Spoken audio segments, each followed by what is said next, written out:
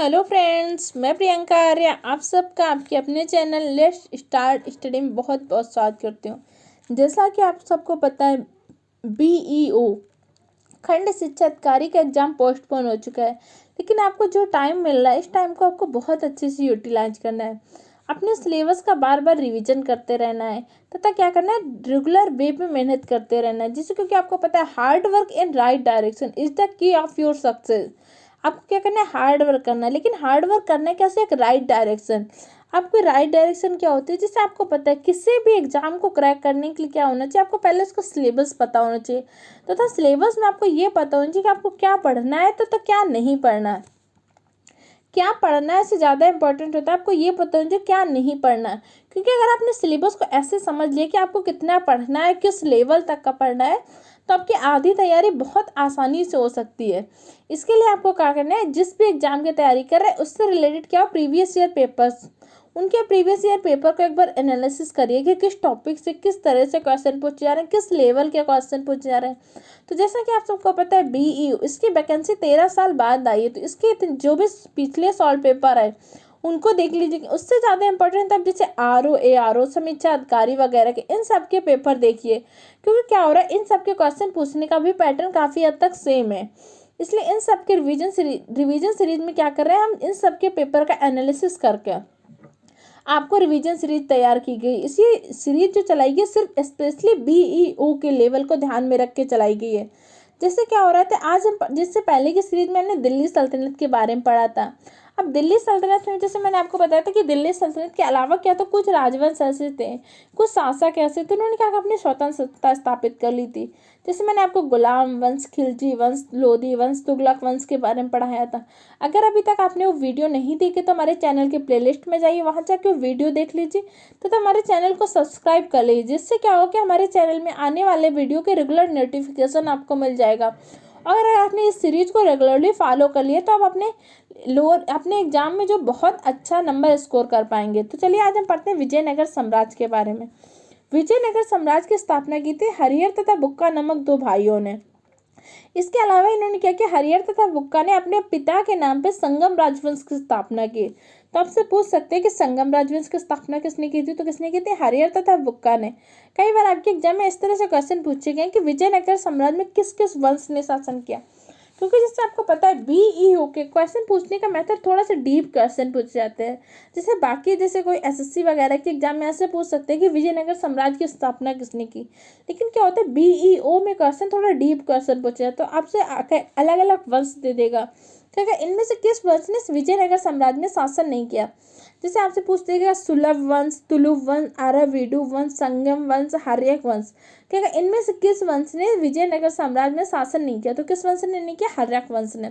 क्योंकि हर्यक वंश जब मैं आपको प्राचीन भारत का इतिहास पढ़ा रही थी तब मगध राज्य में मैंने आपको बताया था कि हर्यक वंश ने कहाँ पे, मगध पे शासन किया था। हर्यक वंश की स्थापना किसने की थी, बिंबिसार ने की थी। तो आपको पता है कि संगम वंश ने क्या किया, विजयनगर साम्राज्य में शासन किया। सुलभ वंश ने क्या किया था, विजयनगर साम्राज्य में शासन किया था।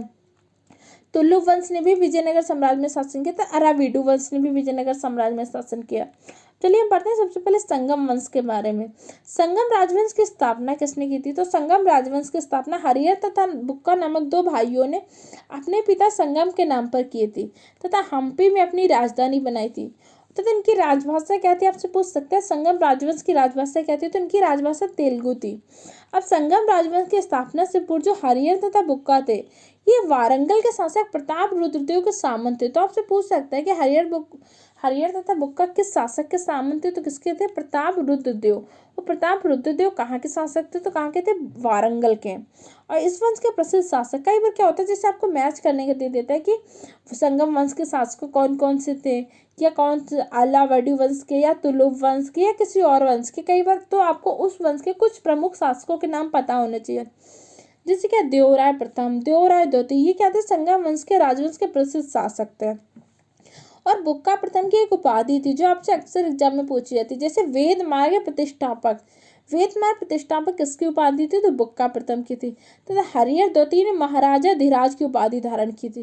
तो आपसे कई बार पूछते हैं कि संगम राजवंश के किस शासक ने महाराजा धीराज की उपाधि धारण की थी? तो किसने की थी? हरिहर द्वितीय ने। इस चीज को ध्यान रखना। कई बार क्या होते हैं, बच्चे सिर्फ हरिहर में लगा देते हैं, जबकि हरिहर ने नहीं की थी, हरिहर द्वितीय ने की थी महाराजा धीराज की उपाधि। और महाराजा धीराज की उपाधि कौन धारण करते थे? जिसने क्या हुआ, अपने क्षेत्र का बहुत विस्तार किया अपने साम्राज्य का, वो शासक क्या करता था? महाराजा धीराज की उपाधि धारण करता था। अब संगम वंश के पश्चात क्या हुआ? विजयनगर साम्राज्य में सालुव वंश का शासन आया। सालुव वंश को कई बार सुलुव वंश भी देते हैं या कई बार सालुव वंश भी देते हैं, तो आप ऑप्शन के अकॉर्डिंग देख लीजिएगा। अब संगम वंश के पश्चात क्या हुआ? सालुव वंश का शासन है। अब सालुव वंश की स्थापना किसने की थी? तो सालुव वंश की स्थापना की थी सालुव नरसिंह ने। अगर आपके एग्जाम में सालुव वंश का क्वेश्चन पूछता है तो सिर्फ यही पूछेगा कि इसकी स्थापना किसने की थी, या ये पूछ सकते हैं कि विजयनगर साम्राज्य में संगम वंश के पश्चात किस वंश ने शासन किया था? तो किस वंश ने किया था? सालुव वंश ने। अब सालुव वंश के पश्चात विजयनगर साम्राज्य में क्या हुआ? तुलुव वंश ने शासन किया।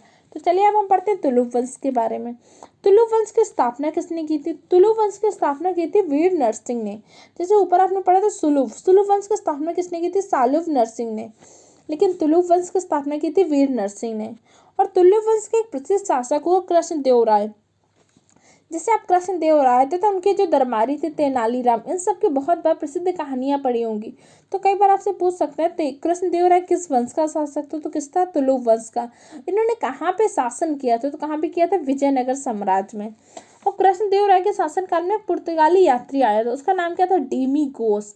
तो आपसे पूछ सकते हैं डीमीगोस किसके शासनकाल में आया था? तो डीमीगोस किसके शासनकाल में आया था? कृष्णदेव राय के शासनकाल में। और कहाँ पे आया था? तो कहाँ पे आया था? विजयनगर साम्राज्य में। और कृष्णदेव राय के शासनकाल को तेलुगु साहित्य का क्लासिकल युग कहते हैं। अगर आपसे पूछते हैं तेलुगु साहित्य के क्लासिकल युग किसके शासनकाल को कहते थे? तो किसको कहते थे? कृष्णदेव राय के शासनकाल को। क्यों कहते थे? क्योंकि कृष्णदेव राय के शासनकाल में क्या, तेलुगु भाषा के 8 प्रमुख कवि रहते थे, जिन्हें क्या बोलते थे? अष्टांग कवि भी कहते। तो कई बार आपसे पूछ सकते हैं कि अष्टांग कवि किसके दरबार में रहते थे? तो किसके? कृष्णदेव राय के शासनकाल में रहते थे। और इनके एक प्रमुख दरबारी थे, कौन से? तेनालीराम, जिसके बारे में आपने बहुत बार कहानियां पढ़ी होंगी कृष्णदेव राय व तेनालीराम के। और तेनालीराम ने क्या किया था? एक रचना की थी पांडुरंग महामात्यम। तो कई बार आपसे पूछ सकते हैं पांडुरंग महामात्यम की रचना किसने की थी? तो तेनालीराम ने की थी। इसके अलावा तुलुव वंश का अंतिम शासक सदाशिव था। तो अगर आपसे कभी पूछता है तुलुव वंश का अंतिम शासक कौन था? तो सदाशिव था। अब चलिए हम अगले वंश के बारे में पढ़ते हैं। अगला वंश कौन था जिसने विजयनगर साम्राज्य में शासन किया? अराविडु वंश। अराविडु वंश की स्थापना किसने की थी? तो अराविडु राजवंश की स्थापना की थी तिरुमल ने। अराविडु वंश से सिर्फ एक पॉइंट बनता है जो आपसे अक्सर जब पूछा जा सकता है, आयंगर व्यवस्था के बारे में। तो अगर पूछते हैं कि आयंगर व्यवस्था का प्रारंभ किसने किया था या किस राजवंश ने किया था? तो किसने किया था? अराविडु वंश ने। अब आयंगर व्यवस्था क्या होती है? आयंगर व्यवस्था में क्या हुआ था? इन्होंने जो शासन व्यवस्था को सुचारू रूप से चलाने के लिए क्या किया? ग्राम को एक स्वतंत्र इकाई के रूप में संगठित किया। तो उस ग्रामीण इकाई पर शासन करने हेतु इन्हें 12 प्रशासनिक अधिकारी नियुक्त किए। उन 12 प्रशासनिक अधिकारियों को सम्मिलित रूप से आयंगर कहते थे। तो ये जो आयंगर थे क्या थे? अवैतनिक थे, क्योंकि इनको क्या होता था? राज्य द्वारा वेतन नहीं दिया जाता। जो उस ग्रामीण क्षेत्र से कर आता था, लगान आती, तो वही इनको मिलता था। तो अगर आपसे कभी पूछता है आयंगर क्या होते, तो जो 12 प्रशासनिक अधिकारियों का सम्मिलित रूप से समूह होता है उससे क्या कहते थे? आयंगर कहते थे। और आयंगर कैसे था? अवैतनिक, इनको क्या होता है? वेतन नहीं दिया जाता था। और विजयनगर के साम्राज्य की मुद्रा क्या थी? अगर कभी पूछते तो पैगोडा। पैगोडा क्या थी? विजयनगर साम्राज्य की मुद्रा थी। अब अगला हम पढ़ते हैं बहिमनी राज के बारे में, क्योंकि बहिमनी राज से भी कुछ इंपॉर्टेंट पॉइंट जो आपसे एग्जाम में पूछे जाते हैं। अब बहिमनी राज की स्थापना किसने की थी? तो बहिमनी राज की स्थापना की थी अलाउद्दीन हसन बहमन शाह ने। तो कई बार क्या होता है, पूछ सकते हैं कि अलाउद्दीन हसन बहमन शाह का वास्तविक नाम क्या था? तो उनका वास्तविक नाम था हसन गंगू। तो कई बार क्या होता है, ऑप्शन में हसन गंगू देते हैं, इसलिए मैंने यहाँ पे पहले ही लिखा था बहमनी राज की स्थापना किसने की थी? हसन गंगू ने। क्योंकि कई बार क्या होता है, एग्जाम ने क्या किया, अलाउद्दीन हसन बहमन शाह के स्थान पर हसन गंगू नाम दे दिया और बच्चे कंफ्यूज हो जाते हैं कि बहमनी राज की स्थापना तो अलाउद्दीन हसन बहमन शाह ने की थी, लेकिन उनका वास्तविक नाम था हसन गंगू। इसलिए आपके एग्जाम में जो भी ऑप्शन में हो उसी को टिक लगाइएगा। अगर हसन गंगू तो हसन गंगू, ये तो अगर हसन गंगू नहीं देगा तो आपसे दे सकते हैं अलाउद्दीन हसन बहमन शाह ने। और इन्होंने अपनी राजधानी गुलबर्गा को बनाया। गुलबर्गा को बनाया तथा इनकी राजभाषा क्या थी, बहमनी राज की मराठी थी। अब इसके पश्चात क्या हुआ, अलाउद्दीन हसन बहमन शाह की जब मृत्यु हो गई तो उनका पुत्र मोहम्मद शाह प्रथम शासक बना। और इसके पश्चात इस वंश का काफी प्रसिद्ध शासक हुआ था ताजुद्दीन फिरोज। ताजुद्दीन फिरोज क्यों प्रसिद्ध हुए, तो इन्होंने एक शहर की स्थापना की थी, क्या था, फिरोजाबाद की। तो आपसे पूछ सकते हैं कि फिरोजाबाद की स्थापना किसने की थी, तो किसने की थी, ताजुद्दीन फिरोज ने। किस वंश के थे या किस राज के, तो किसके थे, बहमनी राज के। फिरोजाबाद की स्थापना किसने की थी, बहमनी राज के ताजुद्दीन फिरोज ने की थी।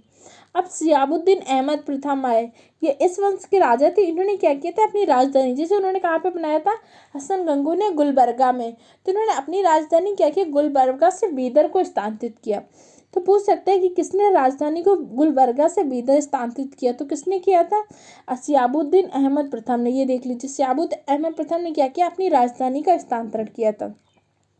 अब बहमनी राज में क्या हुए थे, कुल 18 शासक हुए थे। अब जल्दी हम पढ़ते हैं कुछ स्वतंत्र प्रांतीय राज हुए। जैसे क्या होता है, कुछ अलग अलग शासन व्यवस्था, कुछ ऐसे जिन्होंने अपनी स्वतंत्र सत्ता स्थापित कर ली, जिसमें हम सबसे पहले नाम पढ़ते हैं जौनपुर के बारे में। जौनपुर की स्थापना किसने कराई थी, अगर कभी पूछते हैं तो जौनपुर की स्थापना करी थी फिरोज शाह तुगलक। जब मैं आपको तुगलक वंश के बारे में बता रही थी तब मैंने आपको बताया था कि फिरोज शाह तुगलक ने अपने भाई जौना खां की स्मृति में क्या किया था, जौनपुर की स्थापना कराई थी। तब ये क्या था, तुगलक वंश में जो था उनके दिल्ली सल्तनत काल में क्या होता, जौनपुर जुड़ा हुआ था। लेकिन क्या हुआ, एक समय पश्चात क्या हुआ, यहाँ पे इनके शासन व्यवस्था सुचारू रूप से चल नहीं रही थी। तो मलिक सरवर ने क्या किया, मौके का फायदा उठा के जौनपुर में सरकी राजवंश की स्थापना की। तो उन्होंने जौनपुर का क्या स्वतंत्र राज घोषित कर दिया। उन्होंने कहा कि जौनपुर अब दिल्ली सल्तनत के अधीन नहीं है। उन्होंने एक स्वतंत्र राज्य की स्थापना की, कौन से राजवंश की, सरकी राजवंश की। अगर आपके एग्जाम में पूछता है कि जौनपुर की स्थापना किसने की थी, तो जौनपुर की स्थापना की थी फिरोज शाह तुगलक ने। लेकिन जौनपुर में स्वतंत्र सरकी राजवंश की स्थापना अगर पूछते हैं तो किसने की थी, मलिक सरवर ने। इन दोनों पॉइंटों को ध्यान रखना। अब इसके एक शासक हुआ था इब्राहिम शाह। इब्राहिम शाह के शासनकाल को जौनपुर में क्या, साहित्य व स्थापत्य के कारण, क्योंकि इब्राहिम शाह के शासनकाल में जौनपुर में क्या होता है, साहित्य व स्थापत्य उत्कर्ष में था, इसलिए जौनपुर को भारत का सिरगिज कहा गया था। और इब्राहिम शाह ने क्या किया, वहाँ पे स्थित अटाला देवी मंदिर को तोड़वाकर अटाला देवी मस्जिद का निर्माण करा। अगर आपसे कभी पूछता है कि अटाला देवी मस्जिद का निर्माण किसने कराया था, तो अटाला देवी मस्जिद का निर्माण कराया था इब्राहिम ने। अब चलिए हम पढ़ते हैं स्वतंत्र राज्य कश्मीर के बारे में। कश्मीर में क्या हुआ था, 1301 में सुहादेव ने हिंदू राज्य की स्थापना की। अगर आपसे कभी पूछता है कि कश्मीर में हिंदू राज्य की स्थापना किसने की थी, तो किसने की थी, सुहादेव ने। कब की थी, तो 1301 में। लेकिन शामिर एक ऐसा प्रथम शासक हुआ जिसने क्या हुआ, कश्मीर में मुस्लिम वंश की स्थापना की। अगर हिंदू राज्य के बारे में पूछते हैं तो कौन था, सुहादेव। लेकिन प्रथम शासक कौन था जिसने मुस्लिम वंश की स्थापना की, तो शामिर प्रथम था। शामिर ने क्या किया था, अपनी राजधानी को इंद्रकोट बनाया था। शामिर ने अपनी राजधानी इंद्रकोट बनाया था, लेकिन इसके पश्चात क्या, अलाउद्दीन ने क्या किया, अपनी राजधानी का स्थानांतरित किया। इन्होंने क्या किया, इंद्रकोट से राजधानी को स्थानांतरित करके श्रीनगर बनाई। जैसे आप वर्तमान में जो श्रीनगर है, इसे उस टाइम पे अलाउद्दीन नगर के नाम से भी जानते थे। तो कई बार आपसे एग्जाम में ऐसे दे सकते हैं कि अलाउद्दीन ने अपनी राजधानी का स्थानांतरण कहाँ से कहाँ किया। तो हो सकता है कि श्रीनगर ऑप्शन नहीं है, तो ऑप्शन में हो सकता है अलाउद्दीन नगर। इसलिए ध्यान रखना है कि वर्तमान में इसको श्रीनगर कहते हैं, लेकिन उस टाइम में इसको क्या बोलते थे, अलाउद्दीन नगर के। और जैनुल आबदीन को कश्मीर का अकबर कहा जाता है। ये एक इंपॉर्टेंट पॉइंट है जिसको हमेशा ध्यान रखना। कई बार आपसे पूछ सकते हैं कि कश्मीर का अकबर किसको कहा जाता है, तो जैनुल आबदीन को कहा जाता है। अब जैनुल आबदीन को कश्मीर का अकबर क्यों कहा जाता है, इसके धार्मिक सहिष्णुता की नीति के कारण। ये क्या करता था, सभी धर्मों को सम्मान देता था। इसी नीति के कारण क्या हुआ, इसको कश्मीर का अकबर कहा गया, क्योंकि अकबर भी क्या था, सभी धर्मों को सम्मान करता था। अभी आप मुगल वंश में अकबर के बारे में पढ़ेंगे। अगला क्या हुआ था, स्वतंत्र मालवा। अब मालवा में क्या हुआ, दिलावर खान ने 1401 में मालवा को स्वतंत्र घोषित कर दिया था। अगर आपसे कभी पूछते हैं कि मालवा को स्वतंत्र किसने घोषित किया था, तो दिलावर खान ने। लेकिन महमूद शाह ने फिर मालवा में खिलजी वंश की स्थापना की थी। जैसे आपसे पूछ सकते हैं कि मालवा में खिलजी वंश की स्थापना किसने की थी, तो महमूद शाह ने की थी। अब चलिए हम पढ़ते हैं मुगल साम्राज्य के बारे में, क्योंकि क्या होता है, मुगल साम्राज्य से कई क्वेश्चन जो आपके एग्जाम में पूछे जाते हैं। तो पहला पूछते हैं, मुगल साम्राज्य की स्थापना किसने की थी, तो मुगल साम्राज्य की स्थापना की थी बाबर ने। बाबर ने 1526 में इब्राहिम लोधी को पराजित करके मुगल वंश की स्थापना की। अब बाबर क्या था, बाबर काबुल का था, तो भारत की ऐसा है। इसके लिए आपको पता होना चाहिए कि बाबर को क्या हुआ था, दौलत खां वह राणा सांगा ने क्या किया था, बाबर को रण निमंत्रण भेजा था, क्योंकि उस टाइम में क्या था, दिल्ली सल्तनत में लोधी वंश का शासन चल रहा था। लोधी वंश में कौन शासक था कि इब्राहिम लोधी। इब्राहिम लोधी को ये लोग पराजित नहीं कर पा रहे, तो इन्होंने क्या किया, बाबर को रण निमंत्रण भेजा, क्योंकि इन्होंने देखा कि बाबर एक कुशल योद्धा था। बाबर एक छोटे से शासक, फरगना का शासक था, और धीरे धीरे उसने अपनी नेतृत्व क्षमता, युद्ध कौशल से क्या किया था, पूरे काबुल पर अपना अधिकार कर लिया था। इसलिए दौलत खां व राणा सांगा ने क्या किया, बाबर को रण निमंत्रण भेजा कि भारत में आके इब्राहिम लोधी को पराजित करिए, यहाँ भी बहुत धन मिलेगा। इस तरह से उनको प्रलोभन देके उसने क्या किया, रण निमंत्रण भेजा। एक बार आपसे क्वेश्चन पूछा जा चुका है कि बाबर ने भारत में कितनी बार कुल आक्रमण किया था। तो बाबर ने भारत में 5 बार आक्रमण किए थे। 5वें आक्रमण के पश्चात ही उन्होंने क्या किया था, मुगल वंश की स्थापना की थी। बाबर का प्रथम आक्रमण था 1519 में, किसके विरुद्ध था, यूसुफ जाही एक जाति थे उसके विरुद्ध था। और प्रथम आक्रमण में बाबर ने क्या किया था, बाजौर और भेरा के किले पर अपना अधिकार कर लिया था। तो अगर पूछते हैं कि बाबर ने किस आक्रमण में बाजौर और भेले के किला पे अपना अधिकार किया था, तो किसमें, प्रथम आक्रमण है। अब चलिए हम बाबर से रिलेटेड कुछ इंपॉर्टेंट पॉइंट पढ़ते हैं। बाबर के पिता का क्या नाम था, इनके पिता का नाम था उमर शेख मिर्जा तथा इनकी माँ का नाम था कुतलुग निगार खां। क्या नाम था, इनकी माँ का नाम कुतलुग निगार खान था। अब इनके पिता उमर शेख मिर्जा थे, तो एक फरगना के शासक थे। कहाँ के थे, फरगना के शासक। तो बाबर 14 वर्ष की आयु में फरगना का शासक बना, और किसकी सहायता से बना, तो अपनी दादी एहसान दौलत बेगम की सहायता से। कई बार आपसे पूछ सकते हैं कि बाबर फरगना का शासक कब बना था, किस आयु में, तो 14 वर्ष की आयु में। और इनकी सहायता किसने की थी शासक बनने में, तो इनकी दादी थी एहसान दौलत बेगम थी। उनकी सहायता से क्या हुआ, बाबर फरगना का शासक बना। अब बाबर ने उसके पश्चात क्या, फरगना का शासक बनने के पश्चात धीरे धीरे इसने अपने कुशल युद्ध नेतृत्व से पूरे काबुल पर अधिकार कर लिया। पूरे काबुल पर अधिकार करने के पश्चात बाबर ने बादशाह की उपाधि धारण की थी। अब 1526 में जब बाबर ने भारत में 5वां आक्रमण किया, इस टाइम में बाबर और इब्राहिम लोदी के मध्य पानीपत का युद्ध हुआ, जिसमें क्या हुआ था, बाबर जीत गया था और इब्राहिम लोदी क्या हुए थे, पराजित हुए थे। और इसके पश्चात इन्होंने क्या किया, मुगल वंश की स्थापना की थी भारत में। तो पानीपत के प्रथम युद्ध में बाबर ने तुलगमा पद्धति तथा तोपखाने का प्रयोग किया था। तो आपसे पूछ सकते हैं कि भारत में तुलगमा युद्ध पद्धति का प्रयोग किसने किया था, तो बाबर ने किया था। किस युद्ध में किया था, तो पानीपत का प्रथम युद्ध। पानीपत का प्रथम युद्ध कब हुआ था, तो 1526 में। किसके किसके मध्य हुआ था, तो बाबर और इब्राहिम लोदी। इस तरह से देख सकते हैं, एक लाइन में भी बहुत सारे क्वेश्चन मैं आपको समझा रही हूँ। इस तरह से आप जब पूरी सीरीज देख लेंगे तो आप हिस्ट्री के सारे क्वेश्चन बहुत ही इजिली सॉल्व कर लेंगे। अब क्या हुआ, जो पानीपत के युद्ध के विजय के पश्चात बाबर ने क्या किया, कलंदर की उपाधि धारण की। अब कलंदर का तात्पर्य क्या होता है, कलंदर का तात्पर्य होता है उदार, क्योंकि जब बाबर ने क्या किया, भारत में विजय मिल गई उसको पानीपत की। इसके पश्चात इसने भारत में क्या किया, मुगल वंश की स्थापना की। इसके पश्चात बाबर कहाँ पे, काबुल गया। काबुल जाके उसने काबुल निवासियों को क्या किया, एक चांदी का सिक्का बांटा था।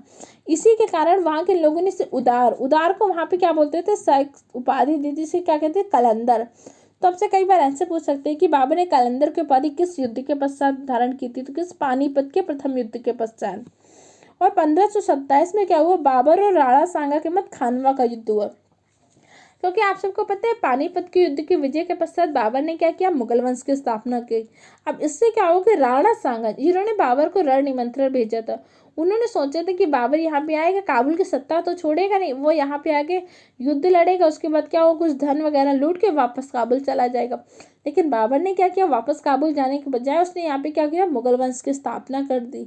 अब इनकी क्या योजना थी, इन्हें लगा था बाबर चला जाएगा तो इब्राहिम लोदी पराजित हो जाएगा या युद्ध मारा जाएगा, तो ये दिल्ली सल्तनत में अपना अधिकार कर लेंगे। लेकिन जब बाबर ने ही कर दिया मुगल वंश की स्थापना, वहाँ पे दिल्ली सल्तनत ने अपना अधिकार कर लिया, तो इन्होंने क्या किया कि बाबर के विरुद्ध आक्रमण कर दिया।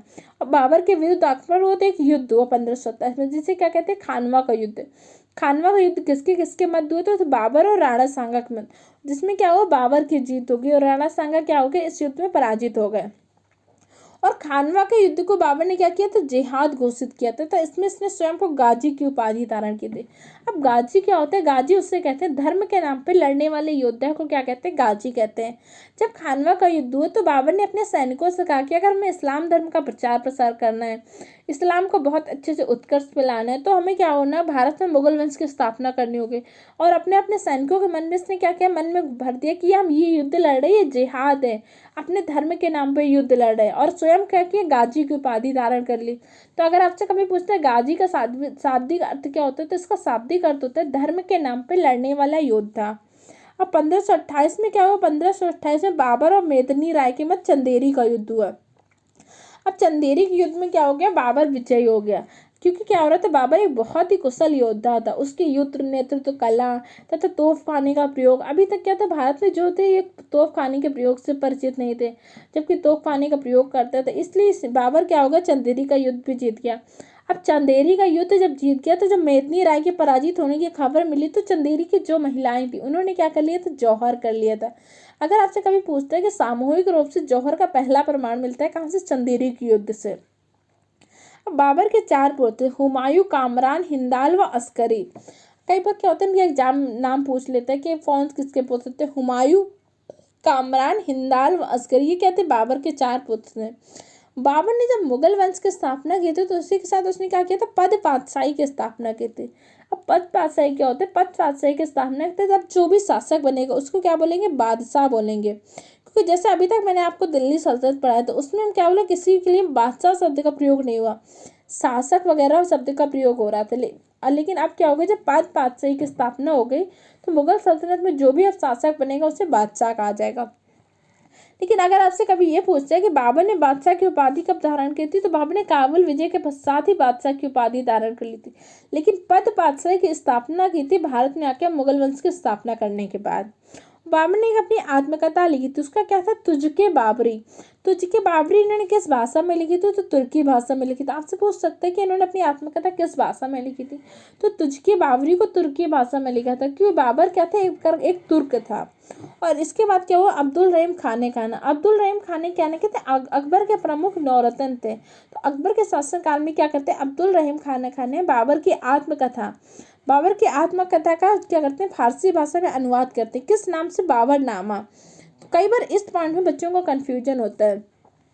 कई बार पूछते हैं कि बाबरनामा के लेखक कौन थे, तो बाबरनामा के लेखक थे अब्दुल रहीम खाना।